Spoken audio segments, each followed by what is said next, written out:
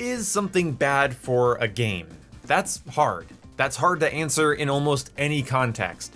Deciding whether or not a game is being hurt by an inclusion or exclusion of something, it's difficult. It's not difficult to think to yourself about, but it's difficult to express to other people, so please bear with me as I can only speak from my experience and my perspective here. Are tiny map 24/7 playlists bad for Call of Duty and bad for the overall player base, or bad for developer prioritization? I think so. Alright, so let me make my case. Now, I've already talked about a lot of the stuff here back in 2020, but I saw Exclusive Ace making videos about this, and while I haven't watched his video, I thought it'd be fun to throw my 2 cents into the ring again because there's nothing else for me to talk about right now. But I've been noticing a sort of progression obsession in Call of Duty recently. Throughout the entirety of Modern Warfare's lifecycle, I saw people just clamoring for 24/7 shoot house or shipment to come back into rotation, and anytime it got removed, there was just a never-ending screech on social media until it showed back up, eventually permanently. There's always some sort of collection of Shipment or Shoot House or Rust or something, some small, grindy, predictable map that's easy for farming kills, progressing challenges, and leveling up quickly.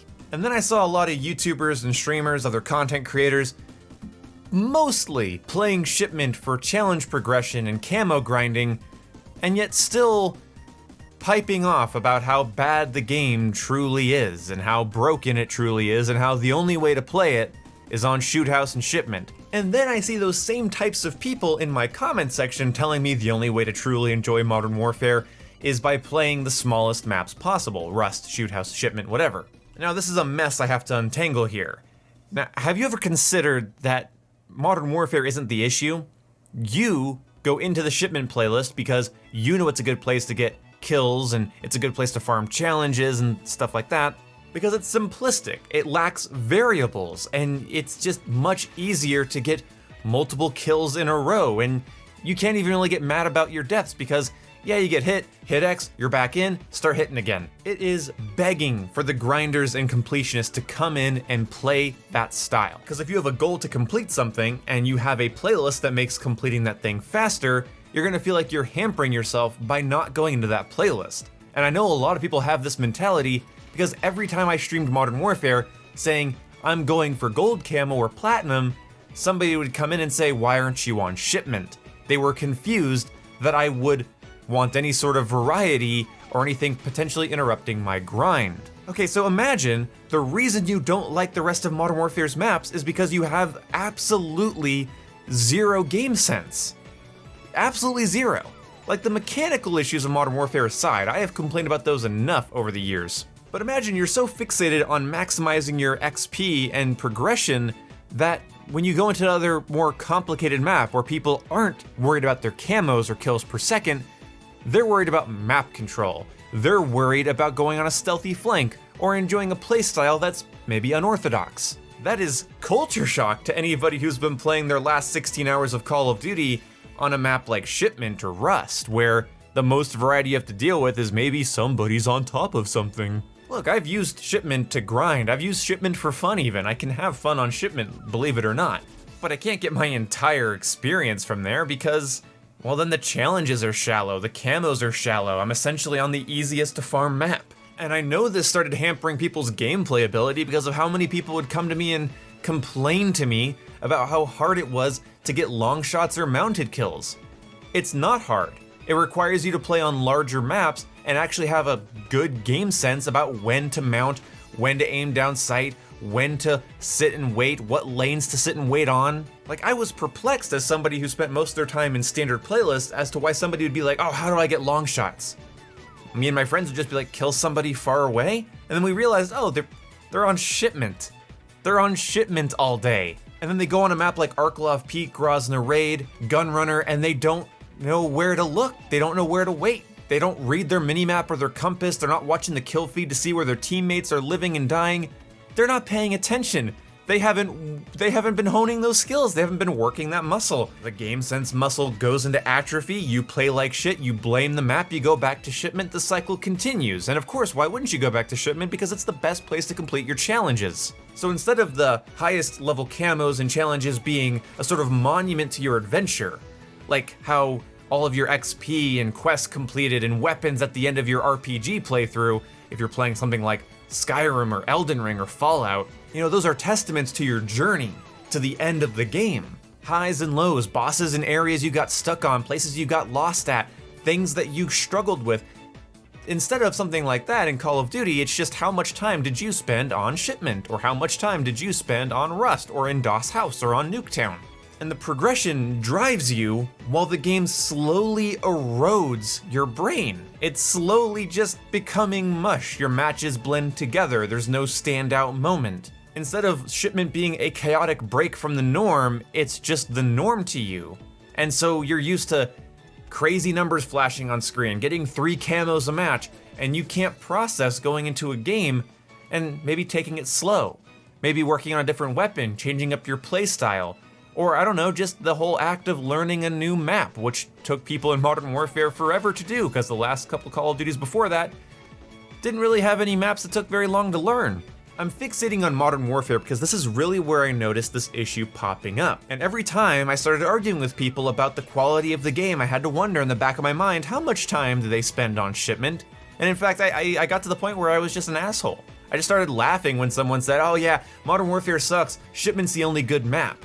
I just laugh, because it's like, no, you don't know how to learn a map. You don't know what game sense is anymore. You've condensed your gameplay into the smallest, most variable lacking form, and so when you go to any map that's bigger than that, it becomes harder. Shoot House is harder than Shipment, and Gunrunner is harder than Shoot House, and Grozny Raid is harder than Gunrunner to learn and master and get good flow going on. Now this has been a problem in Call of Duty for years now, all the way back to Call of Duty Ghosts. There were so many people that just thought that Stonehaven was an unplayable map. Whereas, if you actually have some good strategies and you actually formulate some strategies, Stonehaven's great for going on long streaks and crazy flanks. I mean, at least it was for me. Some people would rather play Strike Zone all day. Call of Duty already isn't a very complicated, taxing game in terms of mechanics compared to other shooters. It's just not that complex. It's not that mentally tasking. So going into an environment that essentially shaves away all the variables so that you can progress towards something that's arbitrary, because essentially all your progression is going to reflect is the grind, not the experience. No ups and downs, no ebbs and flows, just optimizing kill count, which is stupid. And it's why you're bored. It's why so many people, I think, are bored of Call of Duty right now. You've lost the ability to go learn a map. You think you need to have all the camos and challenges completed within the first 2 months. So going and learning maps and going on long flanks for your quad feeds and your triple kills, that takes too much effort when there's maps just a playlist away that you can go to rack up all those crazy kills and numbers, which is fun to do sometimes as a break, but as just a way of life? Yeah, your brain can't go that long without just getting burnt out after a while. The sensory repetition would be enough to send most people to a different game, and well, I think a lot of people are going to different games. And last but not least, and the most important part that I just didn't think to mention till now for some reason, is that, of course, like I said in 2020, developers aren't going to feel motivated to create new and unique and well-designed maps if they see that all of the player attention is coming from people congregating in the smallest map playlist. And I think this is pretty obvious with the fact that they decided to add Shipment to Call of Duty Vanguard. Instead of its own unique small map, like it already kind of has with DOS House, which works out pretty well, no, can't have that. We gotta bring Shipment back because that's where the player retention is. Do you think they brought Shipment back because they like you? No, they like how stupid you are. They like how long you'll play the simplest map over and over again, because again, you're focused on the progression. Variety and experience be damned.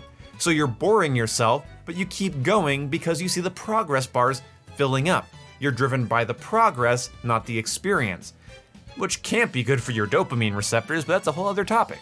Call of Duty can give way to some really fun and interesting gameplay moments. Maybe not as much as something like Battlefield or Halo with those games' crazy sandboxes, but it still can. And I think a lot of people are losing that because they spend all their time in the playlist that maximizes their effectiveness at completing the challenges. I think those playlists should only come around during double XP weekends for the grinders. And if your response to that is I'm only gonna play when those maps are available, you're kind of proving my point. Because I've seen this now throughout Black Ops Cold War, I've seen this in Vanguard, I've seen this in Modern Warfare, and like I said, I heard it all the way back in Call of Duty Ghosts. The people that just wanted to play Strike Zone, goddamn any map that required some hoofing it, some running, some perk and class adjustments, some playstyle adjustments that allowed for multiple types of playstyles, that catered to multiple different types of players. Damn them all. Give me the smallest, most simplistic map so I can maximize my kills, maximize my XP, and maximize my challenge progression. Because that's a really healthy way to play a game. That's really not going to burn you out and make you resent the game over time at all. I mean, it's just a coincidence that two friends that I've had that went on full-on Damascus or Atomic grinds got burnt and bored on their respected games way faster than anyone else in our group. I'm sure that was just a coincidence. I'll see you when I see you. Goodbye.